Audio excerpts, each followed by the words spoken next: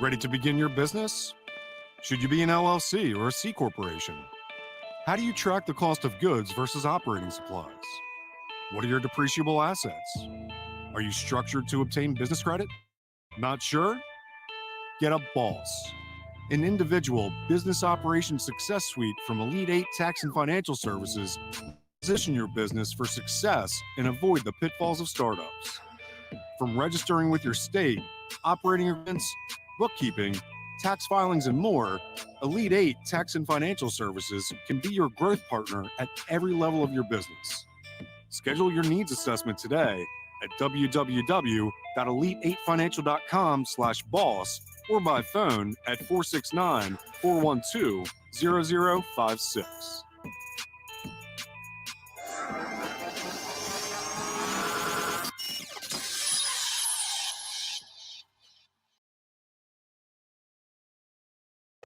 This is Dr. Tamia Guest with Rejuvenating Chiropractic. This is Nara Reed with Modified Nutrition Health Coach.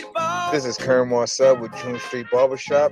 This is Tiffany Marcel with Marcel Luxury Realty, and you're listening to Boss Talk Radio on the Survival Radio Network.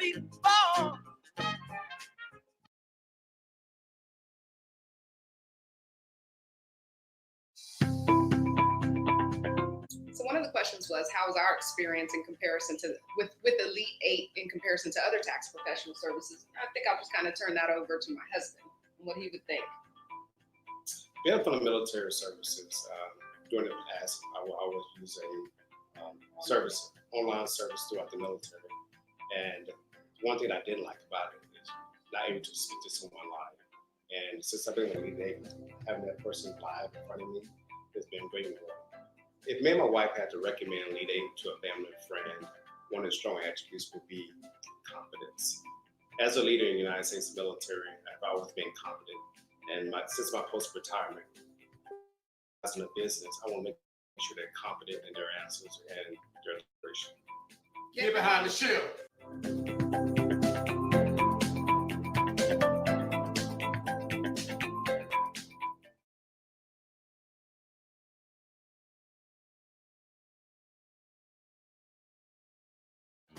I'm just happy to see you and me. Welcome to Boss Talk Radio, brought to you by Elite 8 Tax and Financial Services. Your host, George Dandridge. The Business Operations Success Suite is the premier business talk radio show, bringing you entrepreneurs and top business leaders across every industry, sharing best practices, success tips, and the real stories behind entrepreneurship. Here's your host, the Texas tax expert, George Dandridge. You seem to like my style. Oh, don't you worry, 'cause I'm gonna be around a while.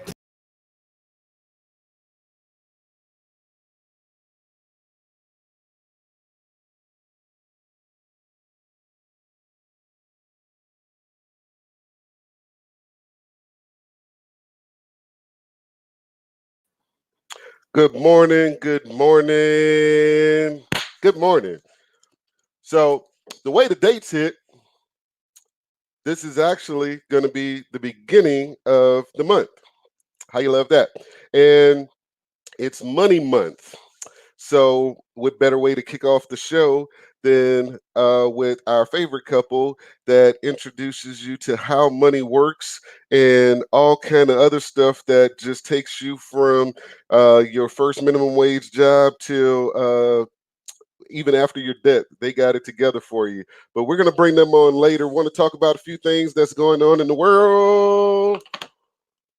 Can we just abate this whole, fake impeachment thing? Like, what are we doing? We're just wasting money. Come on. Like, let's just handle this in November, right? No, y'all don't agree with that? Anyway, if you're tuning in, go ahead and share the video if you would. Kick your little watch parties off and everything. If you are commenting on Facebook, make sure that you give StreamYard the ability to use your name. If you have any sound issues or anything, let me know, because I can hear myself just fine. I can see myself just fine. So, this past weekend, wow, January's doing the thing, right? We had the loss of a very influential, legendary icon. And if you know me, you know it's my favorite athlete, probably of all time, second only to Muhammad Ali, and from my most favorite sports organization. And I thought about, I don't know if you guys seen the special I did on Sunday night. Did a special Boss Talk radio episode. And you can still see that on YouTube. You can go and catch the playback. But for those of you that missed it, I wanted to be able to come to you today and chime in and give you a perspective to look at. And I'm starting to see it all over social media now. And, since our show is dedicated to business owners, wanted you guys to really get the impact of this, like really grasp this. So Kobe Bryant had the great fortune of learning at a very young age uh, what he wanted to do. And I've met very, very few people. I don't even say a few. I've only met a couple of people that I can honestly say has made a statement like that at such a young age and carried out a lifestyle and action steps that are conducive. Like when you ask what they're committed to, it shows up in their life because everything falls in line with it. One of those people is my niece, Jada. When it was all of about 5 or 6 years old, she came to me and said, "Uncle, I'm going to be an actress and a singer, and I'm going to Hollywood." And a lot of kids say a lot of things about who and what they want to be as they're influenced over time, and for some reason, we tend to rob kids of those dreams and force different realities on them, and then they grow up to be kind of screwed up and they fall into a settled life or whatever where they just accept the status quo and not really actually live their best life, and then they turn 30, 32 and decide, well, I'm going to go back to school, which is another topic I'm going to talk about in just a moment. But we rob kids of those dreams, and even sometimes we think we're encouraging dreams when what we're really doing is a kid seeing a spark in our eye on something. Every kid wants to make their parent proud, so what do? They go take on that activity, and then we endorse it, and promote it or whatever and support it. But we're not realizing that's not really their talent. So here's a guy who at the tender age of 8 years old, really decided not that he was going to play basketball for a living, not that he was going to play basketball professionally, but decided that he wanted to be the greatest basketball player on earth. Now, of course, if you've had any conversation with me about sports, we can argue that point all day long, But the moral of the story there is everything he did from that point forward, even refusing to go and join the Hornets back then, was conducive to his vision and what he felt. So there was a lot to learn from Kobe and from Kobe's life when it comes to being successful and the ingredients into that. Most people have no idea the level of injuries this guy played with and still would be great. Like, not make excuses. He'd make adjustments, not excuses. Even the helicopter, not the one he crashed in, but his typical mode of transportation being a helicopter was in fact an adjustment so that he could be as fresh as possible for the games because he couldn't take the long ride with all the damage to his knees.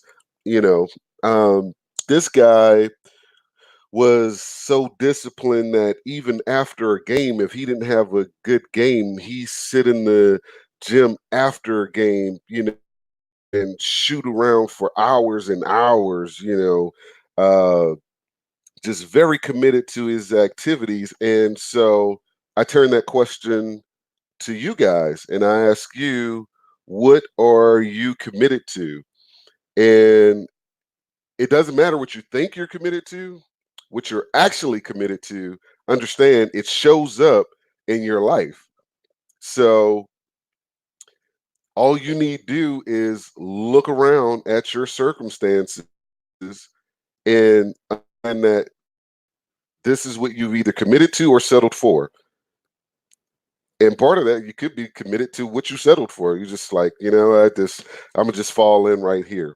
Now, for you people that have crossed that 40 line or are on the dash of that 40 line, everybody that's crossed the 40 line, life is different after 40. You have to learn yourself all over again. But here's what's like really, really cool though. I saw somebody post earlier today. They asked the question, why did it hurt so much when it was someone they didn't personally know?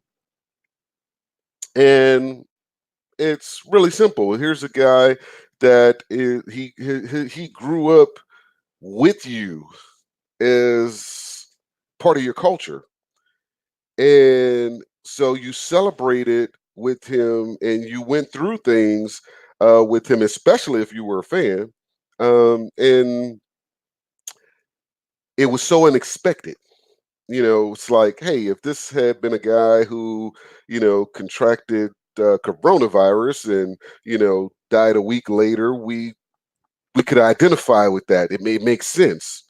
This didn't make sense to us or whatever. And that's why it hurts so bad. Not only that, the fact that we knew he was digging ground and planting seeds and doing different things to set up an equivocal greatness in the second half of life. Now, some athletes are that have transitioned into a second career, whether it's sportscasting or some other business venture. And then we've seen those mega athletes that like the Magic Johnsons and such that have parlayed their career into just a monstrous fortune.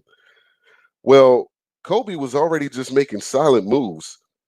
Now, I haven't individually and independently verified this, as CNN would say, but somebody reported that a relatively small, in comparison to his net worth, a relatively small investment just a few years ago turned into more than a $600 million return on investment. And then further, that he had some other things going on that had his company's net worth, not necessarily his individual net worth, but his net worth somewhere at around $1.4 billion or whatever. And it was like, wow. So here's the point of that story is that if you're across the 40, you still have the second half. You still have time to be great, and it's all up to you. There's a quote out about Kobe about I don't understand lazy people and I don't want to understand you. I don't identify with you. It's one of my favorite ones. Like, don't make excuses, because when you look around, I don't know who said it first, but there's reasons and there's results. And one of those don't matter. I think I heard Les Miles say that. The reasons matter, so if you're not getting results, ask yourself why. Be willing to do something different. Now, in doing something different, I'm not saying quit. what you want to do. I'm not saying go back to school and spend 50 grand on another title that you don't have a plan for. That's the part I want to get into, because you have this thing where, you know, you ask a 17, 18, 19-year-old to make a mid 5-figure decision about what they want to do in life, invest in it, go to school for 4 years, come out, get a degree. That's really not what they want to do. Life happens or whatever. They get a little irritated. If this sounds like you, it's okay. Just hit the like button and share it. But then they go back to school. They spend some more money because they think they figured out what they want to do. And now they have the, I don't know, certification degree, whatever, that says they can do it, but they don't have a plan for it. And so they end up in the next job not realizing their discontentment in that last place wasn't just what they were doing. It was the fact that somebody else garnered control. You had to be there at a certain time. You had to perform certain tasks on schedule and whatever. There was zero flexibility for you. And then life went by and you got a little frustrated with it. So why duplicate the cycle? Why start back at school and figure out what you want to do first? Seek mentors, seek people that are doing it. Because let me tell you something about successful people. We always want to share what we know, because if we can shorten the curve for anybody to stop them from going through whatever it is we went through to get from here to success, oh, we're throwing that information. We don't keep secrets. We'll give you anything. You know, you show me somebody that's not willing to share their how to, I'll show you somebody that's not as successful as they appear to be. You know, because credit is amazing. You can buy some stuff and look really successful. You know, you can go out and rent a couple things to create a video and make it look like you're just the most phenomenal coaching guru, matter of fact person. Oh, wait a minute. I'm going to step on somebody's toes this morning. Anyway, today is, you have one more day to buy your early bird tickets for Boss 2020. If you do not know about Boss 2020, Boss stands for Business Operations Success Suite. If you've figured it out, it revolves around the show. And so we put together a phenomenal team of speakers to come to you. And this is not, okay, so before you buy a ticket, let me let you know this. This is what this is not. If you're feeling a little down and you need a motivational speech, ET not gonna be here. You ain't getting pumped up at this one. This is not what we do. This is not the event for you. So it's not a motivational speech. You won't be disappointed by fake celebrity attachments. That's not gonna be there, and we're not going to try to sell you a bunch of stuff from the stage.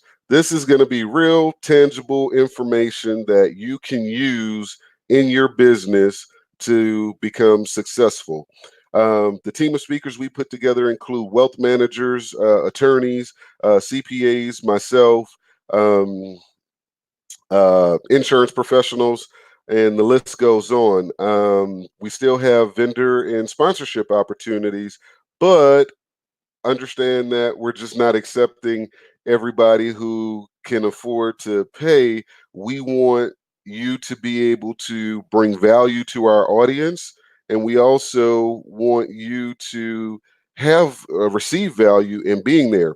Then the last part is, and this is just bananas. I got scared the minute I thought of the idea, and then it got even scarier when the producer told me we could do it. Shout out to my man Eric Bettis over at Graphic Lion Media. So, you know, Eric is like real, like quiet and humble. He don't like try to, you know, he's not the big idea dude. But if you come up with an idea, he gonna let you know if it could be done. And when he get excited, it gets scary. So he got excited about this. We're gonna be streaming the event. So if you're in St. Louis, New York, Seattle, wherever, you can still see the Boss event and take this knowledge away, because you can buy a streaming ticket. So the early bird ticket sales end on tomorrow.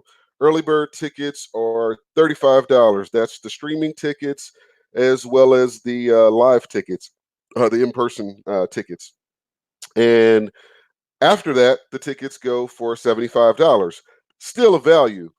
Now, more importantly, the proceeds from the tickets, because we're putting this together out of George's pocket, and all the proceeds for the tickets go to Holding Strong Awareness Campaign. Holding Strong Awareness Campaign is a nonprofit organization that provides AED training, and if you don't know what AED is, it's a automatic defibrillator thing. The thing bring your heart back. Boo, boo, boo, boo. And also CPR training and CPR certification and heart screenings for student athletes between ages 12 and 22. Let me get you to wrap your mind around this for a second. If you could save a child's life for $35, would you do it? Probably so. And guess what? You'll be saving more than one kid's life. If you live anywhere in or around Texas, the dirty South, or whatever, sudden cardiac incidents of student athletes is not like a strange occurrence to you. You've seen it. It happens every year. Almost every summer, spring, or whatever, you have students passing out where something was preventable. It just didn't get caught on the heart screen, and it's not part of the film that they take that allows them to play. So if you're willing to save a child's life and another business owner that this wouldn't really benefit you, buy the ticket for them. Save a child's life. And if you are in business, you know how much it costs to talk to an attorney or a CPA or a wealth manager. At least I hope you do, because if you don't, all the more reason you need to be there. So Boss 2020, you can get your tickets at boss-2020.eventbrite.com. Matter of fact, let me go ahead and put that on you guys' screen so you can get that information. It's 31 day. Okay, so you have 2 days left to get your tickets for Boss 2020. One of the things that I wanted to talk to you guys about as well, because I think we've abandoned this to some extent. We've had so many amazing guests kind of gotten away from letting you guys know some key things. This is the time of year where people who have S corporations, etc., businesses, they're getting their 1099s, they're sending out W-2s, and it's that much harder for them when they don't have their books together. And let me tell you something. I see a lot of business owners here who realize they have a need for bookkeeping, and then they bought into the commercial. So they went out and got a QuickBooks subscription. QuickBooks is a very, very powerful tool, but I propose to you that a hammer in the hands of a fish who will not do anything great. So with that said, hire a professional so you can get those things right, because what you put in is what you get out. That's what's going to go on your tax return, unless you're dealing with somebody like me that's just too anal to put it on there and is going to question you. And you're like, but that's what QuickBooks told me to do. QuickBooks ain't told you to do nothing. That's where you put it at. So if you're going to do it yourself, at a bare minimum, pay for some classes so you know what you're doing, because you do, as a business owner, want to save as much money as possible, but understand the value, the time, money value, exchange or whatever, because while you're trying to do something you're not that great at, you could be investing that time in growing your business in other ways, in ways that you are great. So, and it's important that you know your numbers. I have people call me all the time seeking funding, and they don't know what their last year's sales were. They don't know what their profit margin was. One of the biggest reasons I see that businesses go out of business is not just being undercapitalized. It's because their funding, their pricing model is really out of whack. So one of those other things that you want to get in line. But I went off on a tangent, and you guys didn't come here to. Y'all came to see how money works. Y'all came to find out about living benefits. So, without a further ado, we're gonna bring on Benny in the jet.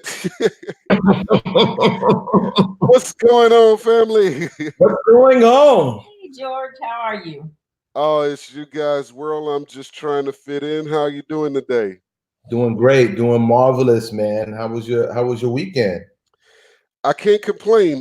It was more productive than I would have liked it to be because I wanted to kind of relax. But like most people, I had the absolute shock on Sunday, and it sent me into kind of a mental tailspin. But hey, life must go on. I'm digging the shirts. I'm really digging the shirts. I appreciate it. Let me get you guys blowed up there. We do it for you, man. We got to make sure we show up and show out for you. Oh man, always. I know y'all gonna do y'all thing. So I'm doing Money Month, but for you guys, it's a specific awareness month too. Go on and just because everybody already know who you are. I'm sure they tuned into the last show, and we had a good time. So let's get right into the meat and potatoes of this. Let's get this awareness popping. Go fund your damn. Oh, they didn't say that. It's I just didn't.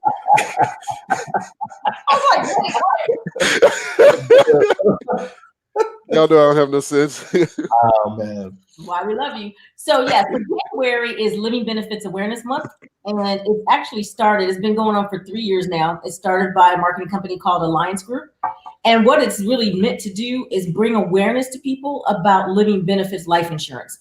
Most people don't have life insurance, and those that do have life insurance have traditional life insurance, which means you have to die and somebody else gets the money. But living benefits life insurance can take care of you while you're still living, and most people don't even know it exists. And most people therefore don't have it.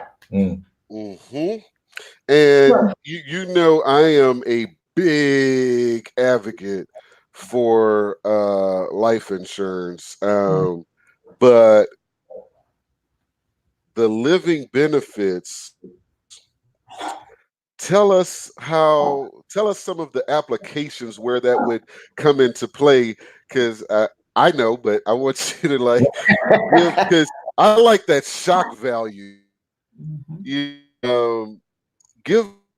because everybody that's ever provided life insurance has that story. I don't know. I think it's like a qualifier to sell life insurance. You're gonna have a prospect that deliberated and died without signing, So, but let's talk about the people that's alive, living benefits. Go and give us some applications for that. Okay, all right. Well, you know what living benefits can actually do for you. Let's take it back for even a couple of years ago, and I'm going to speak upon just my experience and give you two types of shock values for people to kind of understand. Well, my mother was actually 59 years old, and right before she got to 59, she was diagnosed with rapid onset dementia.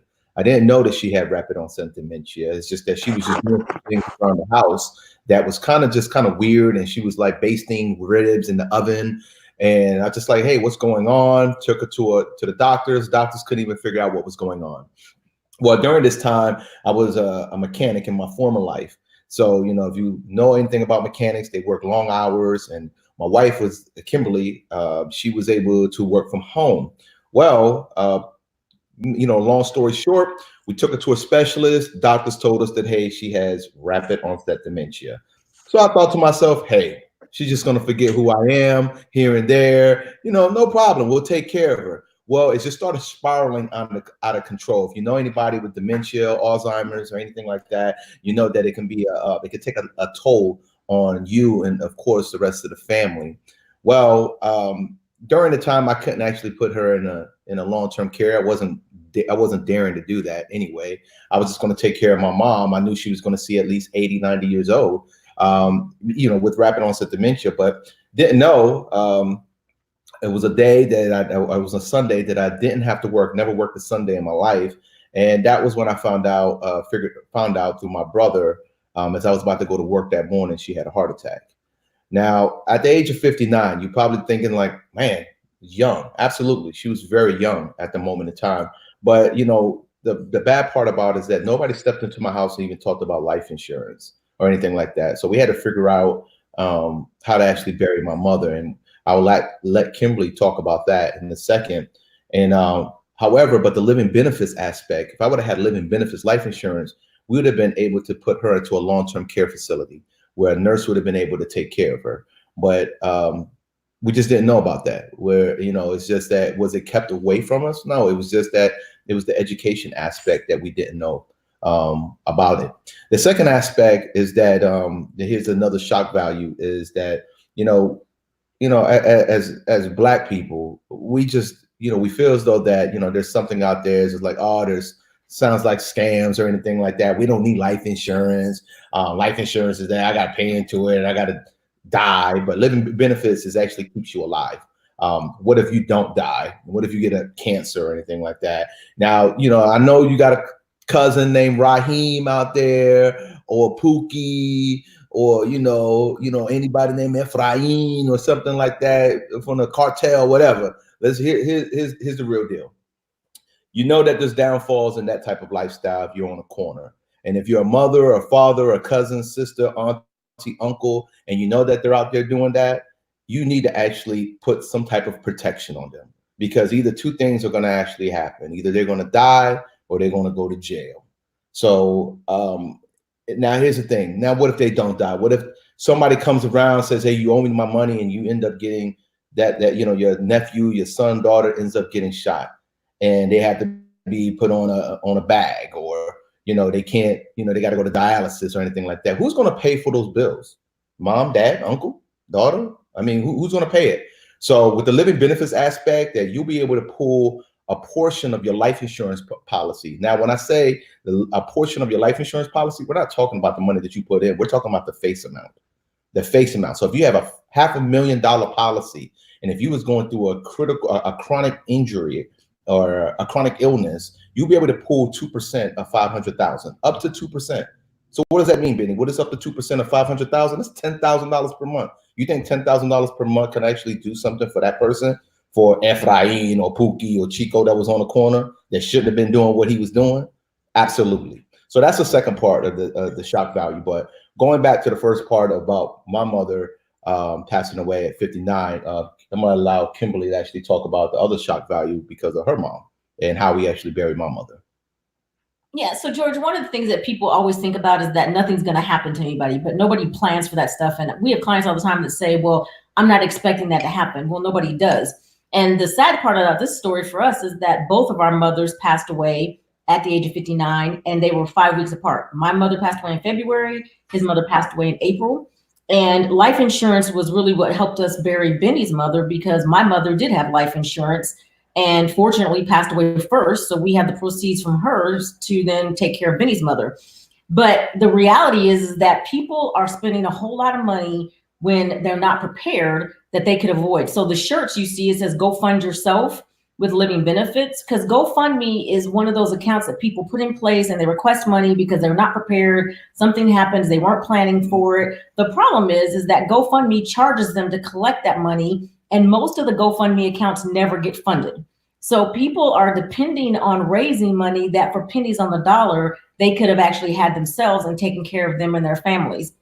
And the key to living benefits and why Living Benefits Awareness Month is so important, people are mistakenly misunderstanding that life insurance and financial planning are separate.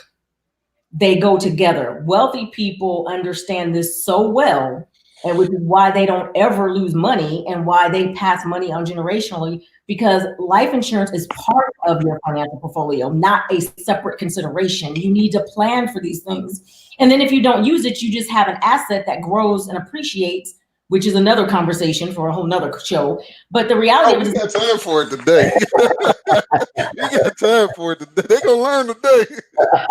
Well, that's awesome, because here's the problem, right? We have learned how to make money. We have not learned how to build wealth. We have learned how to live in the suburbs. We've learned how to buy an Escalade. We drive Porsches and Teslas and all these other kind of stuff, but we don't buy appreciable assets. A car is the depreciable asset. It's going to lose value. Eventually, it's going to stop running. Homes are appreciable assets, but they're high end. It's the biggest asset most people have.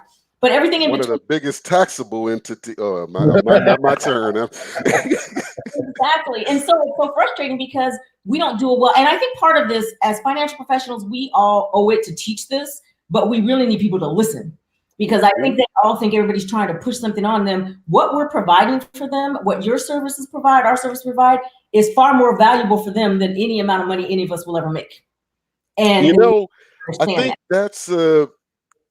I think that's that frustrating curve for me, is that what a lot of people don't understand is that oftentimes those of us in the financial arena, we hit a point where we don't need to chase clients and this and that and the third. So when we give this information, it's given out of care and concern and wanting people to do better, not because we're trying to feed ourselves. I mean, do I look like I missed a meal? So, but they don't, like you said, people always think, well, we're trying to just sell them something. Nothing frustrates me more than, because this is a stat, and I don't know the exact stat, but the people that are living their best lives, for some reason, most of them have a heart attack on Monday morning. I don't know what that's about, but am I right? They do, right? So here's what confuses me. How are you living your best life on Saturday night with bottles and flashes and shiny cars, and on Monday afternoon you got a GoFundMe account because somebody died? That's beyond me. It's, for me, I think it's the educated, it's the difference between living and existing. And I think we have, there's a huge percentage of people out here today that's walking around is just existing. They're not living. They're just going with the flow. I'm just watching the next person do what they do, and it's hey, they're getting the attention. Well, I guess let me follow that. That's a dangerous drug, isn't it? It is. Hey, listen, inclusion. Inclusion is a hell of a drug. It's because it's just like when you was back in school. You wanted to be popular. You was willing to do anything. Whether you was a comedian, whether you was a ball player, you was trying to you was trying to be in the in crowd. And now it's just got worse with social media. Everybody, you could be whoever you want to be on social media. Yeah, I've literally seen some, and this is no diss to my Atlanta audience, but Atlanta is a very, very welcoming city, and I've seen some less than integrable characters go to Atlanta, and overnight, like, they went from bum to got it like that. I'm like, really? Like, you do know we know you over here, right? But yeah, I've seen it. Let's go back to just talk about just a second, for even with the Kobe story. It's sad that a tragedy like that had to happen for everybody to wake up and say, hey, you know what? Maybe I need to get my stuff in order. Maybe I need to tell my daughter, my kids, that I love them. You should have been doing that anyway. It should not have a tragedy should not have to happen for you to do that type of stuff. And so it's those type of things. So it's like, for me, I think about the children in the south side of Compton, or even Compton, period, the south side of Chicago, New Orleans, the 5th Ward, 3rd Ward, 12th, whatever the case may be, Brooklyn. I think about those people, our own people, whether you're Hispanic, Black, Asian, Italian, I don't care who. Think about generational wealth. If you had a $500,000 policy on a child, and you knew that they were in a risky environment, in a community, you look at the stats on them seeing the age of 21, or even at the age of 18. If if something was to happen to your loved one or the breadwinner of the home while you are living in those poverty-stricken areas, what could $500,000 do for that family? Think about that. If you got 2 to 3 other siblings or children, what could $500,000 do for that family in Compton? Maybe move to the suburbs.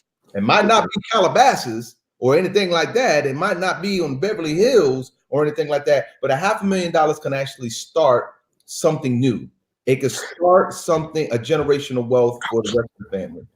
And deeper than that, it can not only start something new, it can deepen and continue something with the proper, and to go back to the word Kim used, because for some reason I cannot get this word through people's head, planning. Yes. What is it with people just thinking that I'm going to wake up and it's going to be? Without a plan, it will not be. Win the lottery. That's what's going to happen. We're just going to all somehow or another magically become wealthy. That's what's going to happen. I can't win the lottery because I'm too cheap to buy a ticket. I play to win, and that's not. Because here's the problem with that. Do you know how angry I am if because I've done it before. We've had lotteries that were like 800 million or something. I'm like, I'll spend $1. Man, you know how angry I was when I didn't win about my $1? Oh man! And people were like, "It's $1, man. That was my $1." But anyway, so I want to ask the question. Well, really, I'm asking Kimberly because I know Benny bowed it. He'll go there with me or whatever. So I want to see if Kimberly, are you okay with us taking a deep dive? I might offend a couple people, but I want to uncover something Benny just touched on. Oh no, go right ahead. They need to hear it. They need to look. I just thought about that scene from Baby Boy. Nah, they need to hear this. Let me put this They need to hear this.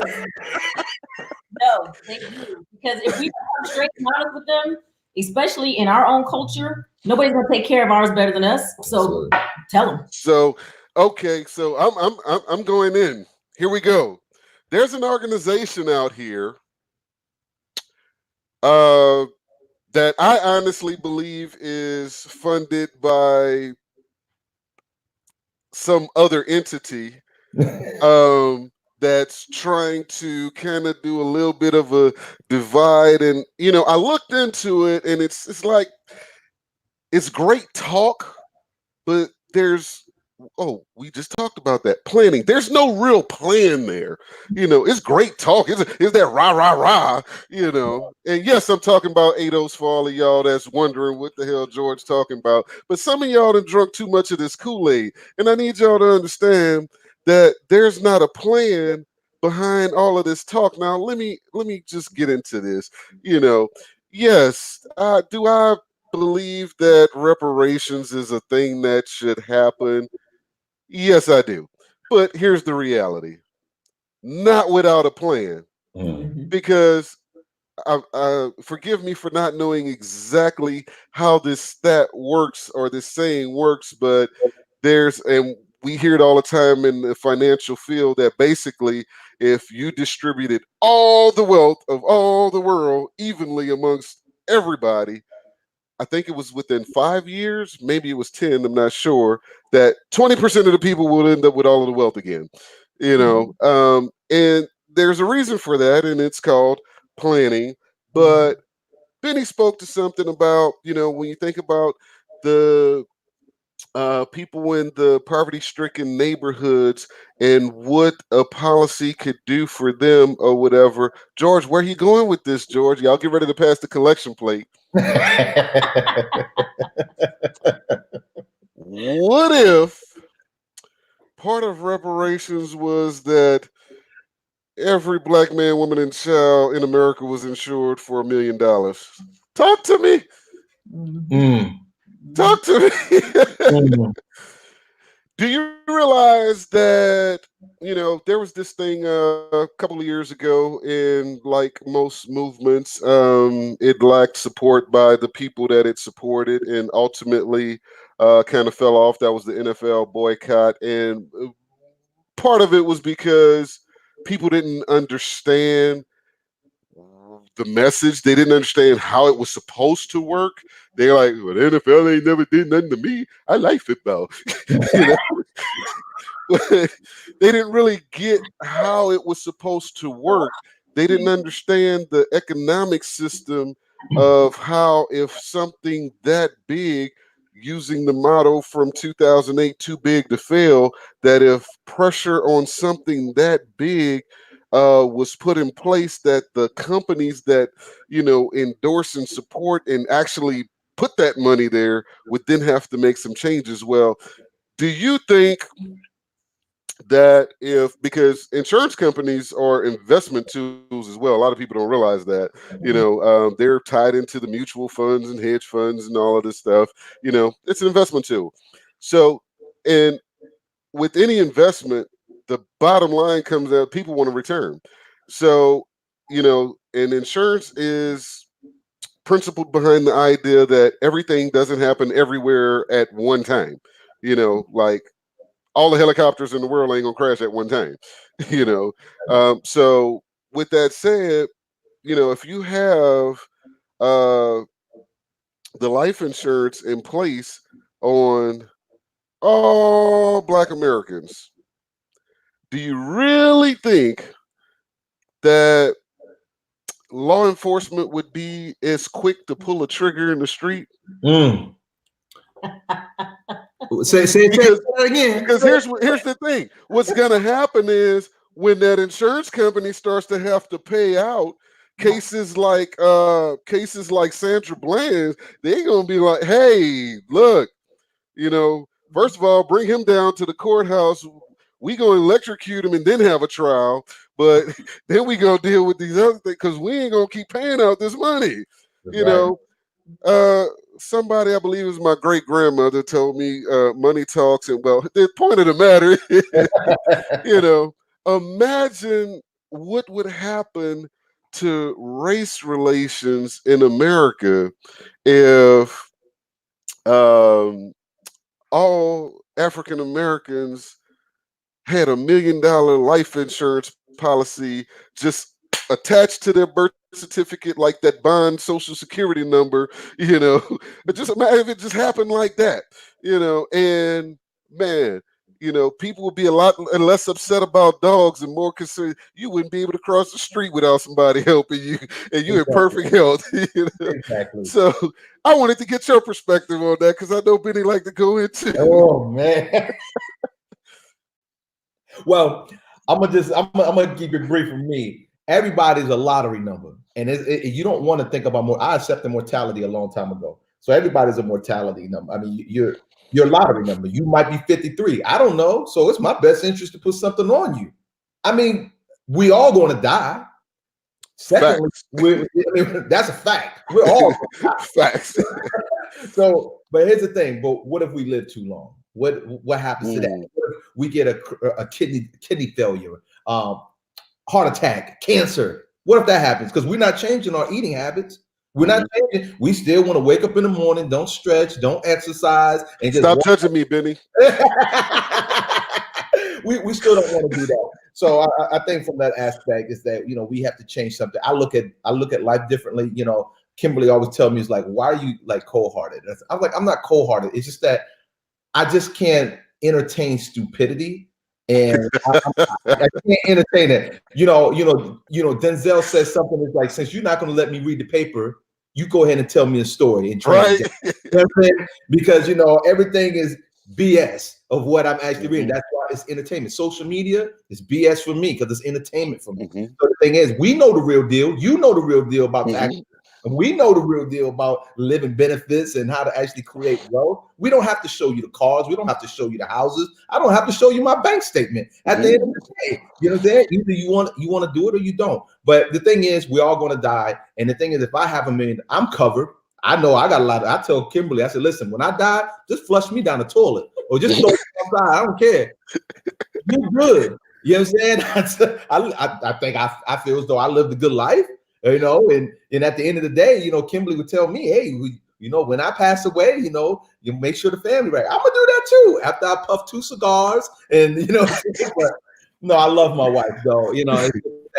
It's all jokes, but it's also truth and jokes. But at the end of the day, it's just that we all got to just come to grips sometime, especially in the poverty-stricken areas such as Atlanta. Is there a Whole Foods in downtown Atlanta and College Station or something like that? You know what I'm saying? In College Park, is there a Whole Food right there? Nah, stuff and, shrimp and jerk chicken and all that. So we're not changing our eating habits. So why not put something on you?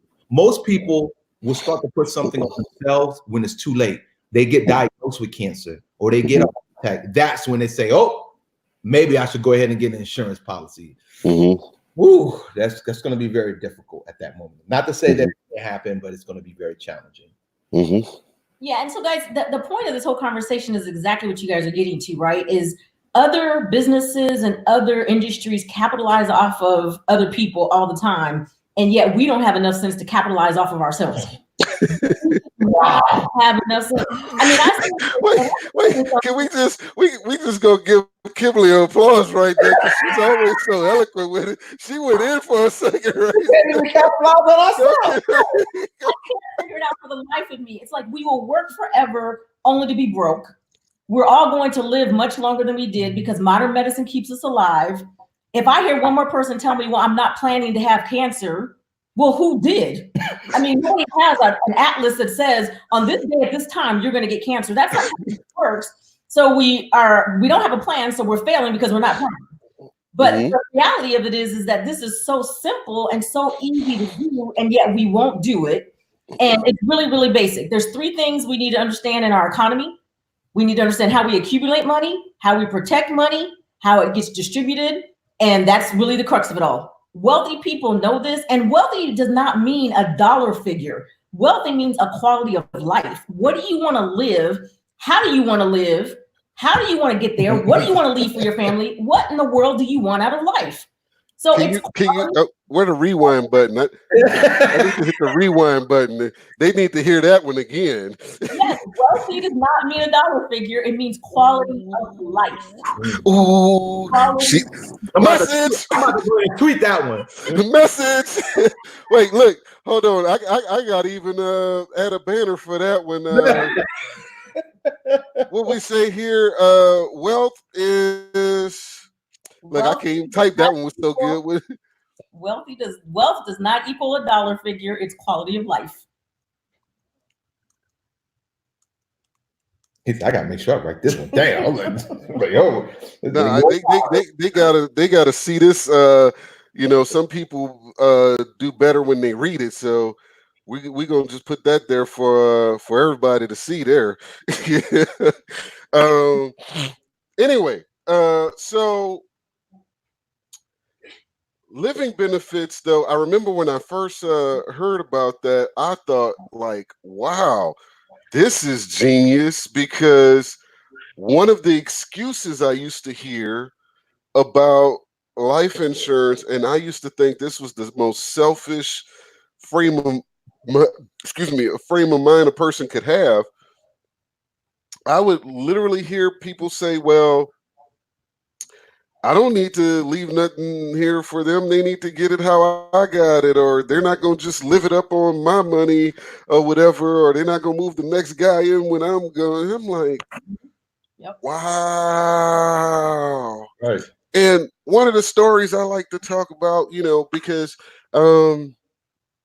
these woke people on social media, damn, there I go again. I'm sorry.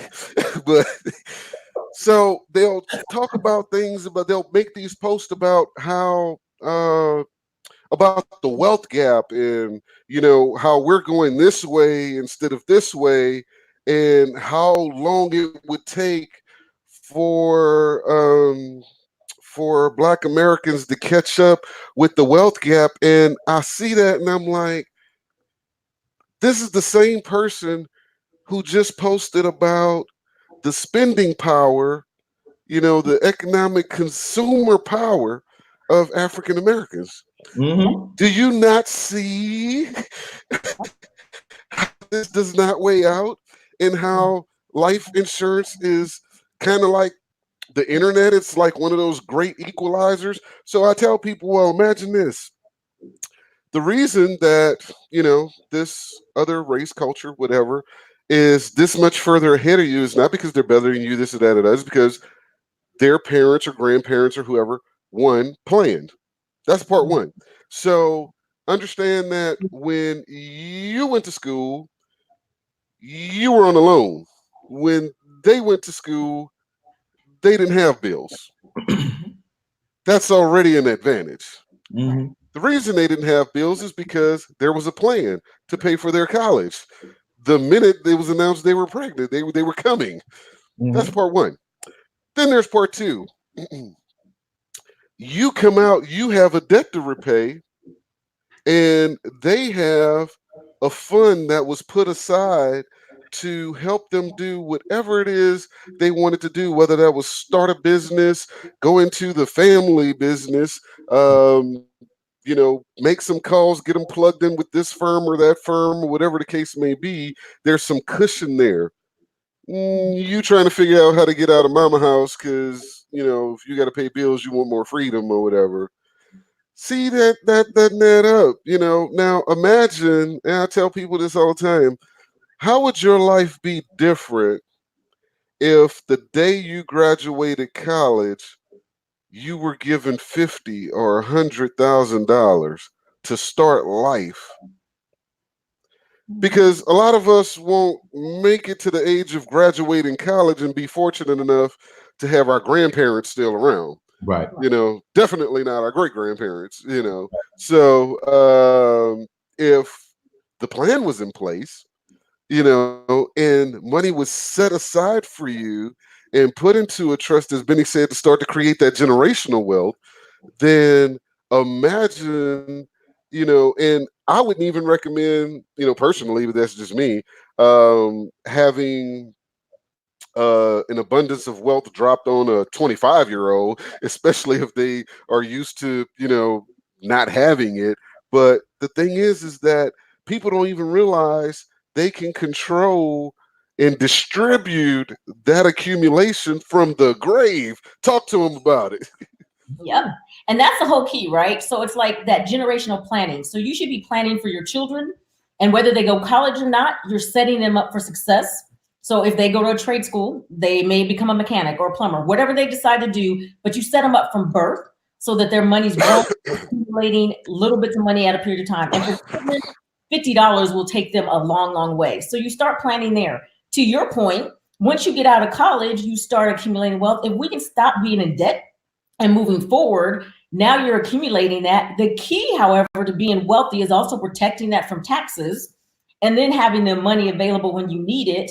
And here's the kicker. I have to go back to this just real quickly because you said something that hits me so hard all the time. Is people say, well, I'm not going to pay for insurance and then I die and somebody else gets to use my money. Here's the problem. If you don't prepare for your own future, most of us are not going to die. Most of us are going to get sick. Most of us are going to live sick for a long period of time. Now you're relying on the same people you didn't want to prepare for to take care of you, and they don't have anything to take care of you with because they're broke. Because you're broke, because you set them backward. So you don't even have enough insight to say, well, what if my children have to take care of me? What resources would they have? But I'm not going to set them up for success. So now when I get older, I'm broke, they're broke, I ain't got nothing. So the kicker of this is that because modern medicine does keep us along, most of us are going to be ready to quit working in our 60s, but live into our 90s. We're talking about 25, 30 years. What does that look like? Do you even have enough money? Most of us are going to run out of money. So now we don't work forever and we're broke. Let's then add to that layer, you get sick. You have a chronic illness. You can't do 2 of the 6 daily living functions. Now you need help to be taken care of, a nurse or whatever the case may be. Now you're stuck out. Where do you get the resources for that? You have a critical illness, heart attack, stroke, some minor cancers. Your hospital bills are going to be covered if you have great insurance, but there's still going to be co-pays, et cetera, that can easily amount to $100,000. Where does that money come from? Imagine you're in a major car accident, traumatic brain injury. All of these things can happen because they happen to people we know. Everybody knows somebody has cancer. Everybody. Then let's talk about the terminal illnesses. You have 24 months or less to live. You're sitting around going, how are we going to pay for all these bills? So now your last 2 years of life, unless you can do experimental treatments and see if you can stay alive, your last 2 years of life, you're miserable and broke. But hold on, but I thought the government was going to help. No, the government don't do all that. The government's only going to help you when you're broke. So the number one reason for foreclosures and bankruptcies and financial trouble in this country is people that get sick. So we do all of this stuff throughout our lives only to not set our kids up to be successful or set our kids up to take care of us. We don't prepare ourselves to be taken care of. So we're going to live the last 20, 30 years of our lives broke and miserable. So how does that even make sense? So, but I have plenty of health insurance. I got health insurance. Health insurance is going to pay your doctors. It's going to pay your prescriptions. Who's going to pay your bills? Where are you going to get the mortgage money from? Where are you going to get grocery money from? You guys talked about it. Both of y'all love good food, and I love men that love to eat. So where are we going to get the money to feed you? Right? Because you're now struggling. That just doesn't make any sense. And it's for pennies on the dollar. But part of it is just educating people. One of the things people make a mistake of is, you said it perfectly. Wealthy people are not better than we are.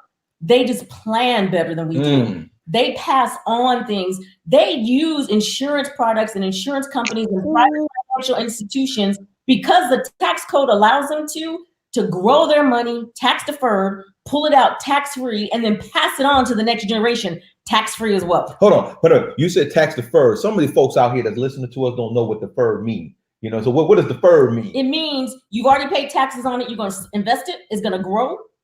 Not gain any taxes when it comes out. It's going to pay tax free because you only pay taxes on the dollar in this country one time.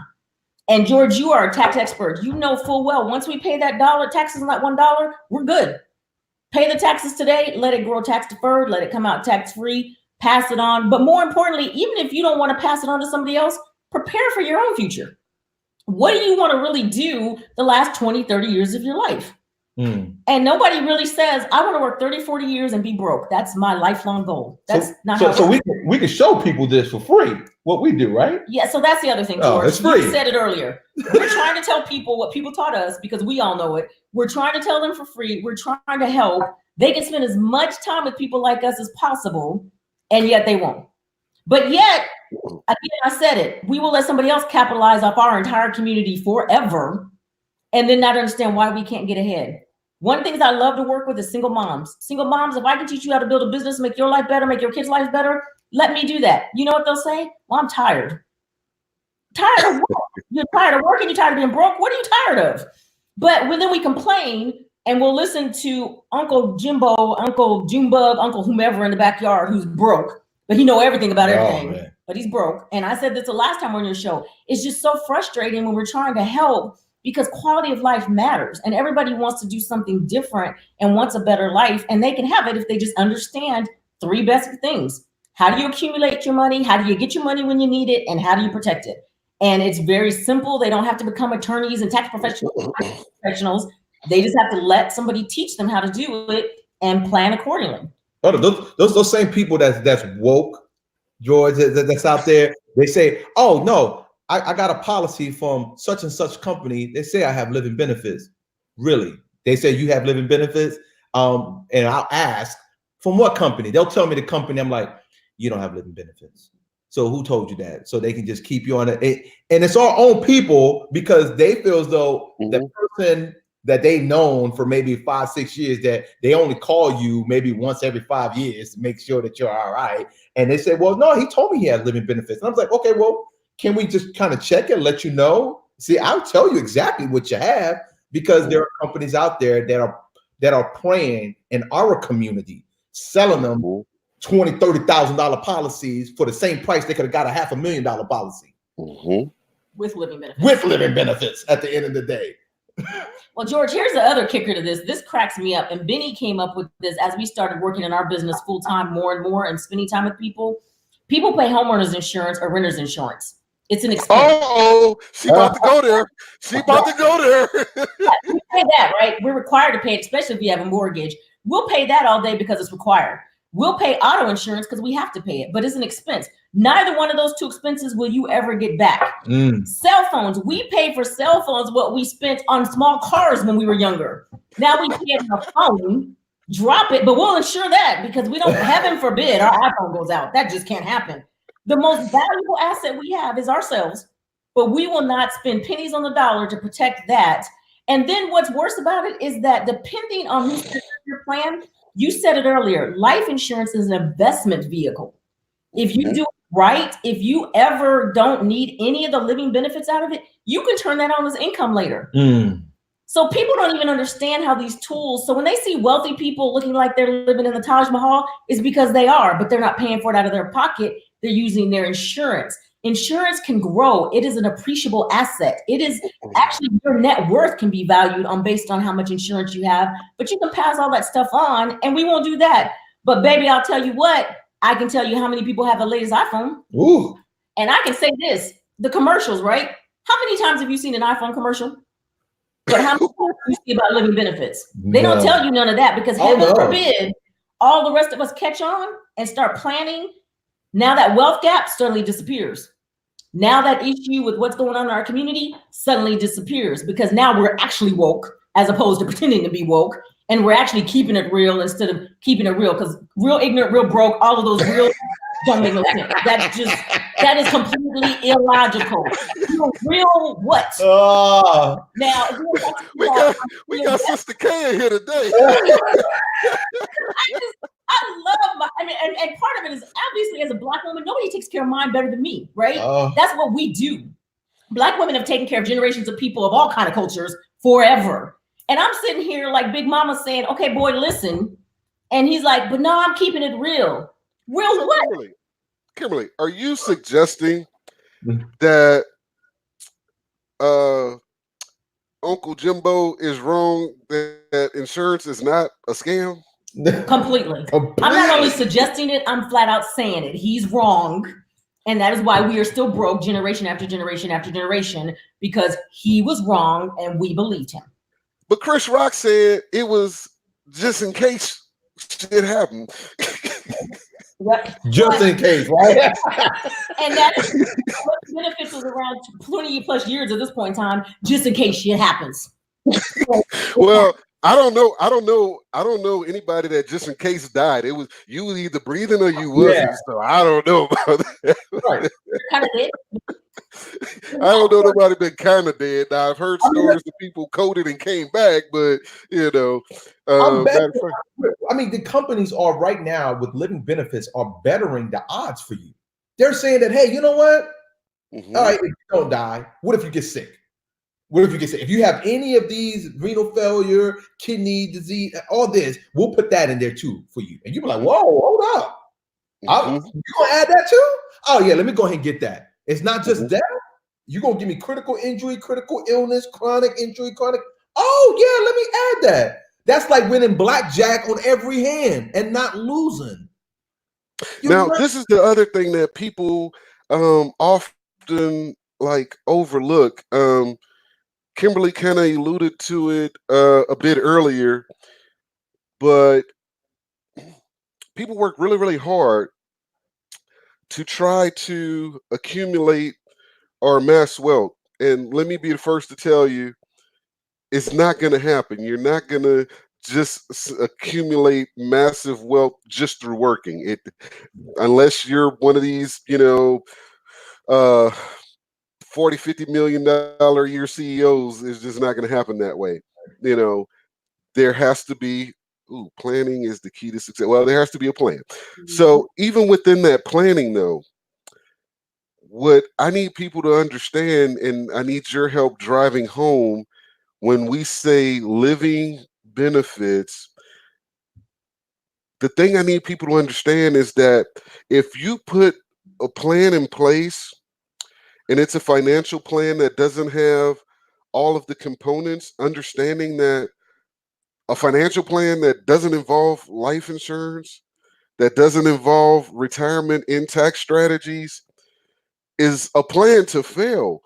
And I've seen people kind of go about doing all the right things, and Benny spoke to it. It was critical illness can change your entire plan. It can bankrupt you.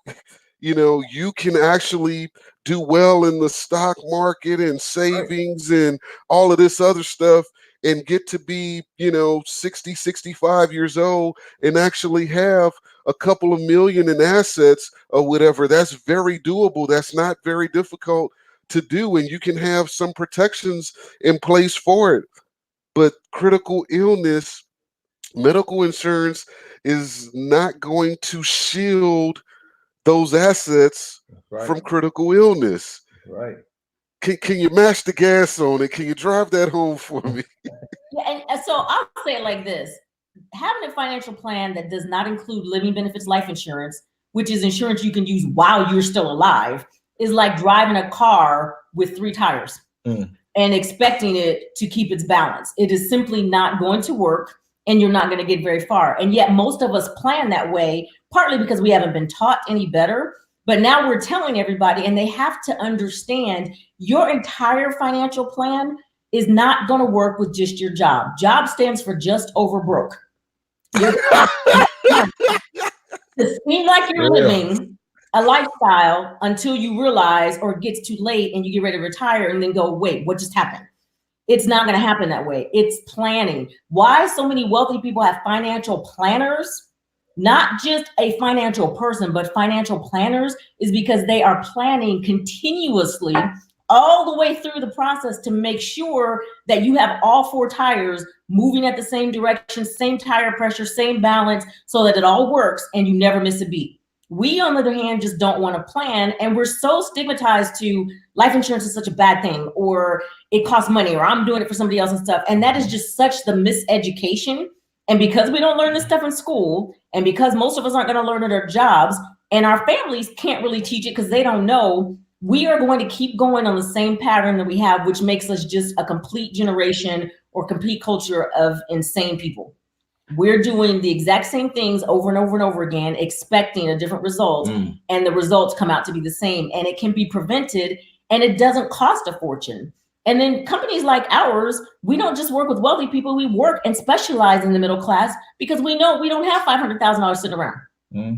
So we can't start there. We have to start where we are and grow from there and make sure the plan works. But all those pieces need to be in the plan. So what do you say to those people, and either one of y'all can take this one because we have Sister Kay in here today. I didn't know she was coming. But what do you say to those people? And before I ask the question, I'll preface it with this, because this is also a stat that people that do buy life insurance, if ever there's a time that money gets tight or whatever, for some inexplicable reason, it's one of the first things they'll let go. But what do you say to the people that say, I can't afford life insurance? I say that you're creating an excuse. One of the things that we do, there's a saying that what's the maximum range for an excuse? The maximum range is 0, because there's no excuse of why you can't sit there and afford it. One of the powerful things that we do is we refinance your finance. What we do is a funnel, where if you are living check to check, we kind of come into your home, or we don't have to come into your home. We do a needs analysis with you to find out what you're spending. And when we say refinance, what your finances are, we look at your taxes. Maybe that you're not putting enough exemptions, or you're not. Vice versa. Maybe you're paying too much for cable. We can help you with that, decrease it. We do these bill checkups every year, because the companies don't hold no loyalty to you. So why should you keep, your loyalty to them? Whether it's a phone bill, we help you find the extra $30, $40, $50. We can save a family an average of $350 in their home if we just do a simple analysis. It's refinancing your finances. So when somebody says that they can't afford it, it's just an excuse. Yeah, and I love to tell people when they tell me they can't afford it, I tell them all the time, you cannot not afford it. You have to understand the power this has in your budget and where your money's going. And I love what you have going across the screen. Prioritize what you need. One of my favorite conversations is, do you need it or do you want it? And there is nothing wrong with wanting things, but it needs to be prepared for. People just go out and buy a car.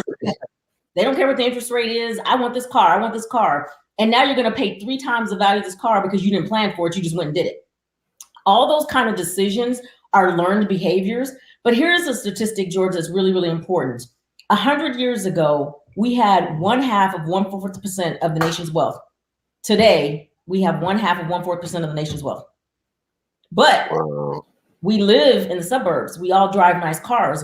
Again, back to what I said earlier, we've learned how to make money, But now how do we learn how to make our money work for us as opposed to other people? And so instead of canceling your insurance, go out to dinner one day less. Instead of canceling your insurance, think about where your cell phone bills are, where your insurances are. Talk to George about your taxes. Are you maximizing your taxes the way you should? Do you have a small business? If not, why not? How many sources of income do you have? Planning these kind of things with the right professionals to help you navigate that will make a huge difference. So you cannot not afford to protect you and your family. And if you think about it really, really simplistically, this is what you're basically saying is I love my wife and my kids, but I don't care if they suffer. Wow. Because that's what you're saying to me. I love my wife and kids, but if I die, I don't care whether they get to stay in our house or not. Right. Mm-hmm. That's what you're basically telling me, because here's what happens. Dad or mom dies, you got small children. Now they're at home. You were a 2-income household. One of your income is gone now. So now not only are they suffering through the loss of whichever one of the parents passed away, the kids have to relocate, go live with grandma, grandpa, change schools, whatever the consequences of all of that. And so here's the thing, right? One of the things people need to understand is making the proper decision leads to results. Making poor decisions leads to consequences. Mm-hmm. Which would you rather have? Do you want to drive the results that are going to come out in your life, or do you want to suffer the consequences and just get by? And I don't know what a single person wants to live like that. And that kind of goes to me a lack of self accountability, and this is not limited to our culture particularly, but more widespread within our culture. This lack of self accountability, this making excuses. Well, I'm going to call them excuses, the reasons as to why something cannot be done without just turning the mirror just a little bit and evaluating, what you have. Case in point, Benny spoke to the $40-$50 a month equation. I don't think people understand the buying power of $40 a month. And at the same time, they will pay $120 a month to have the handheld computer with another $20 a month on top of that to finance that computer, and another $10 a month on top of that to ensure the handheld computer, just to be connected to who I'm not exactly sure, because the people you should be connected to, you don't have time for because you're always on the phone. Add Netflix and Hulu and Prime Video, add all that to that too. So, I always plug in this commercial, and I don't know from how long ago it was. I forgot which company it was, but there was a cell phone. It was actually a cell phone commercial. And the tagline to it was, "That was so 4 seconds ago." And I thought to myself, where have we gotten in life where 4 seconds is that critical in getting information or getting that time back, when in reality, we're not going to use that time anyway, not for anything productive, because I see people that say, well, I'm busy, but your life, the results of your life doesn't show that you were busy. What are you busy doing? They say, well, I can't afford life insurance because I have this and that and the other going on. And to Kimberly's point, well, one, you can't not afford it. And then to Benny's point, is just the matter of the choices we make. Because I wanted to ask Kimberly, you said, well, we've learned how to make money. We, live in nice houses and drive nice cars. And my question is, did we really learn how to make money, or did the big companies just figure out a way to make more money off of us? Because here's the reality. We will say we can't afford life insurance and go out and finance a vehicle for 10 years that by design is only designed to last 6 and has no market value after 5. So, hey, George, let me suggest this. How about both are true? They've learned how to make us spend money on things we want to spend money on, right? So we've learned how to make enough money to buy what they told us we should buy. Ooh, So nice. think about that. The way we measure success, right, is where you live, what you drive, and who we can impress. The people we're impressing don't really care anything about us. And truth be told, if you got ready to miss a mortgage payment, how many of these people can you call to actually help you make your mortgage payment? But I'm gonna call you guys. Right here, George, right here. So it's like what has happened is society has said this is the measure of success. We've all bought into that argument. And so we all spend time figuring out how to keep up with that measure of success when in reality, that's not where we are. So there's two things that people believe that don't make any sense. And it's not true, even though we all learned it. It takes money to make money is number one. That is not true. So that's why people don't believe they can afford it, because they're like, well, I don't have anything. You don't need a whole lot of anything to get started. And then the other thing is that you need large interest rates in order to make a lot of money. Right. So people don't understand how money really grows, and they don't understand how debt really grows. So they just spin in this circle continually. But what we do learn is how to make enough money to buy the things that we want to buy so that we can fit into what society's measure of success really is. Right. Who's driving that message?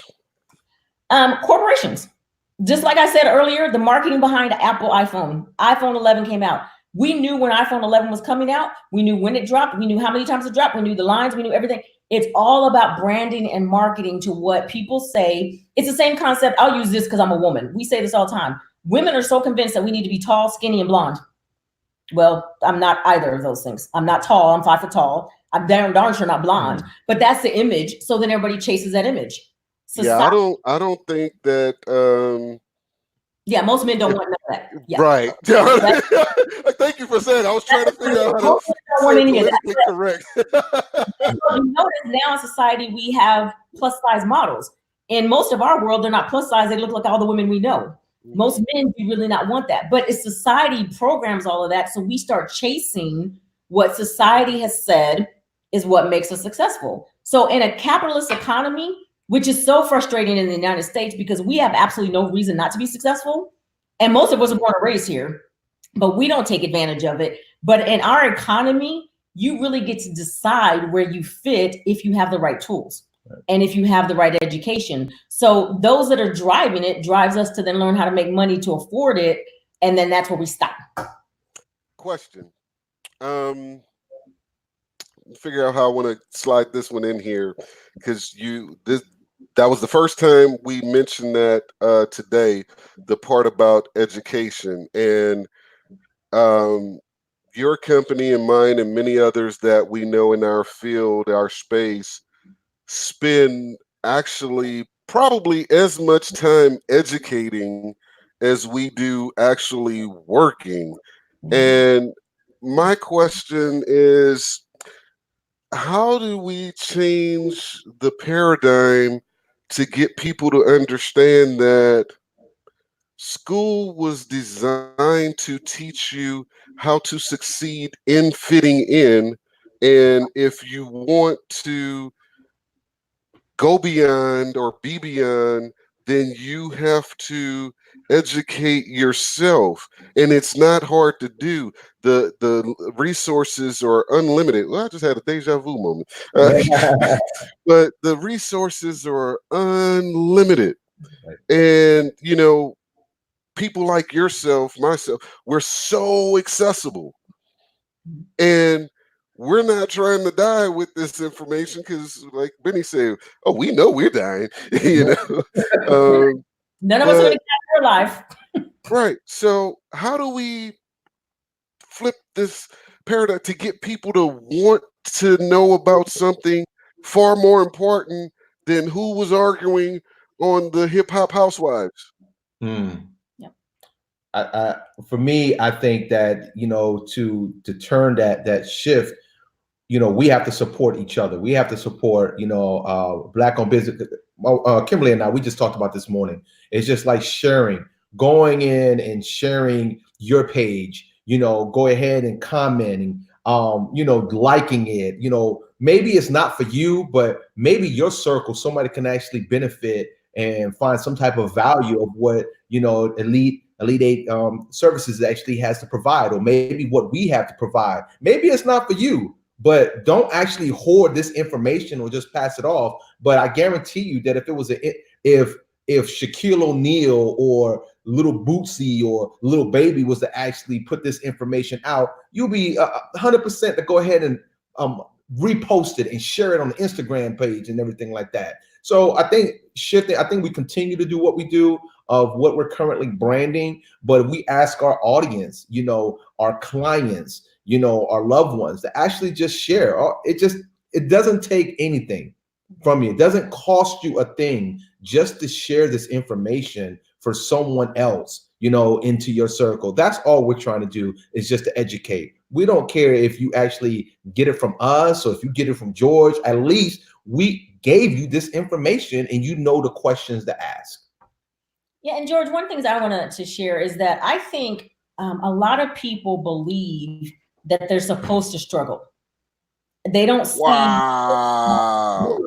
and think that they deserve more and better. So part of it is really understanding that. Hold up. We ain't gonna just blow past that like you.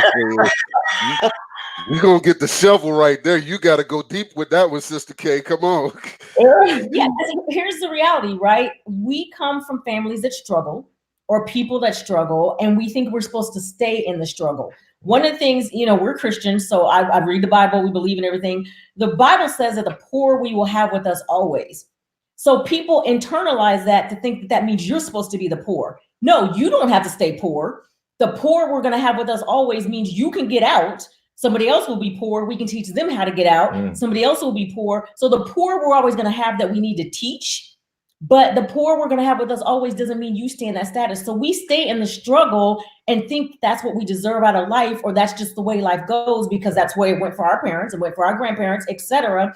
When you start looking in the mirror and realizing that you are more valuable than that and you deserve the things out of life you want, whatever that is, then you will start seeing the value in trusting people, which is one of our biggest hurdles, is them trusting that we have their best interest at heart and we're really trying to help them, because we're all cynical. And so when somebody says, I'm trying to help you and I'm really going to do it for free, people are like, yeah, no, what's the catch? There isn't any. The reason wealthy people pass on wealth, and it's not a cultural thing, wealthy people, period, of all shapes, sizes, and colors, pass on wealth is because they educate and pass that information on generation after generation. So we have to do that same thing. And then we have to be willing to share it. Some of us will get out and forget everybody else. No, you get out and you teach. So everybody I know, love, and care about, and everybody they know, love, and care about has this information. And then collectively, we get out of the struggle or the just existing or the just is just how it's supposed to be. And we start seeing ourselves as valuable and then start living the lives back to the quality of life. You deserve it. You owe it to yourself, and you can do this. You just have to believe you can. And people like us have to keep educating them. Jim Rohn said it best: a formal education will make you a living. A self-education will make you a fortune. And all the people that everybody admires, they see where they ended, but they don't see the story. They don't see They choose not to look at the story because they always tell the story. Right. They don't see what it went through. And so it's funny you mentioned this earlier. We tell our team this all the time. Listen, we've already gone through it, so we can help you skip a whole lot of steps if you let me teach it to you. Yeah. Right? Same thing. I tell my nieces and my daughter all the time. I'm a woman. I'm 50 years old at this point in time. I can let you skip 20 years if you'll let me tell you how to skip all this stuff, because there's no need for you to repeat it. When I tell my sons that all the time, like, hey, I've been your age, you haven't been mine, and I wish for the life of me that there was someone like me accessible when I was your age. I could have saved, oh my God, 15 years easy and been a millionaire a couple times over. Right. And then we have to give up. We have to keep fighting. For people on our side, sometimes it can be extremely frustrating because we've learned it and then we did it and then we got out. And I say this all the time: you can't lead where you've not been, but we've all been there and we're trying to lead you here. But sometimes it's hard to not just keep pushing. It's like, you know what, forget it, whatever. I'm good. Y'all just do whatever you want to do. So for all of us, we have to just keep pushing and keep understanding that generationally we can make that impact if we just don't give up. Mm-hmm. So tell everybody where they can find you guys, both online, and you're always speaking and teaching, and I'm sure they want to get some more of this. Tell everybody where they can find you. Well, you can go to purposeconsulting.com for our webpage. You can follow us on Instagram, Purpose Consulting. That's with the ED. You can find us on Facebook, Purpose Consulting. Make sure that you like our page. You can actually find out all the nearest events. And if you're a powerful woman out there, business owner for the women, we have Wine, Women, and Wealth and DFW. Make sure you go and like that page, and you'll find future events for that as well. Just don't forget to follow us as well. We're always doing things. We're just not your average financial consultants. We lived a great quality of life. So, and we're going to actually show you all the secrets. You can actually reach us directly. You won't get pawned off to somebody else. You will always reach us directly if you want to actually know more success stories. Yeah, and George, we also host an event called Money 101. That's literally a workshop with no products. It's literally the education that we've been talking about on the show as to how to actually learn. How do you accumulate it? How do you distribute it? How do you protect it? And we do that event for free. So everything we do is for free. We do one in Duncanville. We do one in Plano. We're in Fort Worth. So it's just a simple matter of people making a decision to reach out to us. But if you type in Purpose Consulting anywhere, all of our social media platforms will come up. But this is the best part about it. Much like yourself, you will have access to our personal cell phone numbers. So I'm not even going to tell you to call an office. Benny's not going to tell you to call an office. You can text me because This is so important that I'm going to figure out a way to make sure we get you on the schedule to sit down and talk to you. And it's free. The services, we are no fee-based company because we think there's a better way to treat people. The information should be free. You need to learn it. And then we're going to tell people about books they can read and things they can pay attention to. I don't mind that you want to watch The Real Housewives or whomever, why, and how come. That's fine. I just need you to spend 20 minutes listening to this too. That's it. So I can get you to balance your life, but really balance your life for yourself. Like, what kind of life do you really want to live? And do you think you deserve it? And that's really what we want people to really kind of get to. So find Purpose Consulting, find us, talk to us, ask questions. When you talk to us, we are connected to everybody and everything that's all things money. I've literally become an ATM. I am all things money. And I don't even really like money that much, but I love the quality of life people get to live when they understand how it works for them and their family. Right. But we're going to connect them. When people call and they have tax questions, what do you think we're going to tell them? Have you talked to George? Call George. Here's George's phone number. We're going to make sure if I need to coordinate the meeting myself in my own office, I'll bring all the people in to make sure you have a full team. So you have no reason whatsoever not to get your financial matters in order and not be lazy about it. And I think it's just going to work itself out. It doesn't just work itself out. You have to plan it and let people that are professionals in it plan it. Much like I do event planners and everybody else. I don't like none of that stuff. It's not my skill set. I don't care. I'm really good at this. Let me help you. Let the people that love you help you, and we'll go there. So we can show you how to go fund yourself. Go fund yourself. Be in full charge. You remember that song, Money, Power, Respect? Mm-hmm. I love that statement. But money, power, respect, right? Most of us took that to be money, power, respect externally.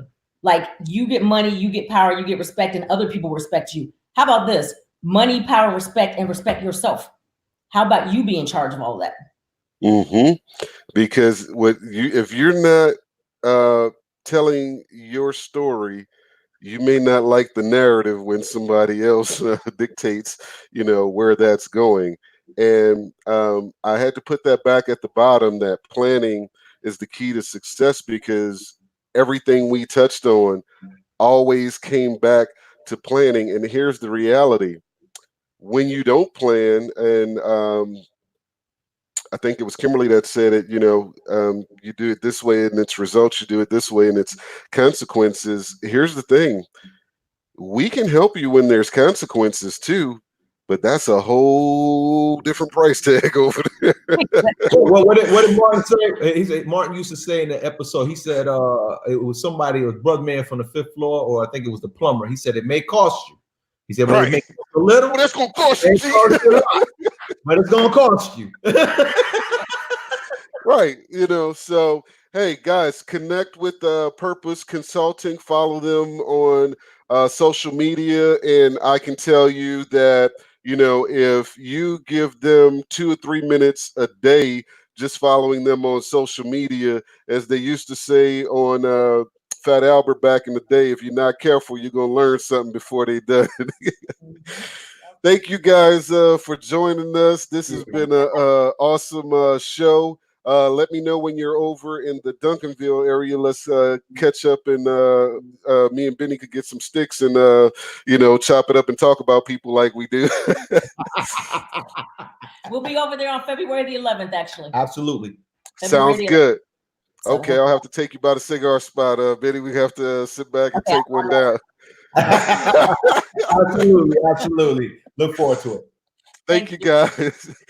So, if you're just tuning in, you can catch the playback on YouTube at elite8financial.com. And it's been a great show. We really appreciate Benny and Kimberly Evans from Purpose Consulting coming on. Wanted to remind you guys that you have 2 days left to get your early bird tickets for Boss 2020. If you picked up anything today, imagine how much more you're going to learn at this action-packed event. Early bird tickets are only $35. After the 30th, they go to regular price of $75. All this month, we're bringing, matter of fact, all this month, we're having speakers from Boss 2020 on Boss Talk Radio. This is the month of money. We're going to focus on how to earn, retain, and stretch your coins in this month of money. If you have any questions or feedback, leave a comment. If you want to advertise on Boss Talk Radio, before I let you go, just to let you guys know, we're expanding the platform. You can look for us on iHeartRadio and a couple other platforms right after tax season. We're looking at the beginning of May. So now is the time, if you are interested in promoting your business, product, or service to our audience across a wide range of platforms. Now is the time to reach out at info@elite8financial.com. Also, we are now taking appointments for the 2019 tax season. You can go to elite8financial.com/appointments to schedule an appointment, or you can take advantage of our virtual process. And you can also go to our new mobile app at elite8.taxwisemobile.com. And of course, if you have any questions, you can reach out to me directly at 469-412-0056. We enjoyed having you guys on, and we're going to pay some bills and be out of here.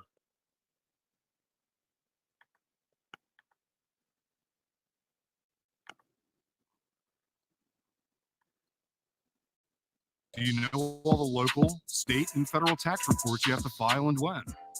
Is your business positioned to leverage credit? You're best at what you do when you're doing what you were designed to do. At Elite 8 Tax and Financial Services, we're designed to support your business from conception to succession. Let us optimize your business for the best tax advantages, payroll, accounting, and even virtual CFO services. Our Business Operations Success Suite is tailored to your business to meet you where you are and help you grow by freeing you of the tedious back office requirements. See how we can customize a plan for you at www.elite8financial.com or call us at 469-412-0056. Get balls. Get behind the sheet.